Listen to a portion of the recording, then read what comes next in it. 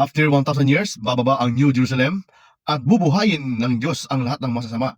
Dito ipapakita ng Diyos kung bakit sila hindi naligtas. Ipaflash sa langit yung lahat ng mga pangyayari kung paano, bakit ka hindi naligtas. Doon ang pangyayari na yon. At doon din sa mga kaibigan na naligtas, nakikita nila yung kanilang mahal sa buhay na wala ng pag-asa. Dito bubuhos ang lahat ng luha ng mga banal na nandun sa New Jerusalem.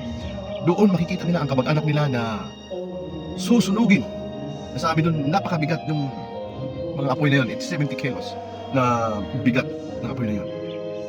Doon nila makikita ang kamag-anak nila na sinusunog, unti-unting nasusunog.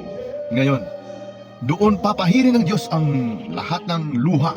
Kailangan natin sikapin na mabuhay, sikapin na makasama tayo sa second coming, yung first resurrection. Sa ikalawang pagparito ng Panginoon, kailangan makasama tayo. And this is I pray na makasama tayo.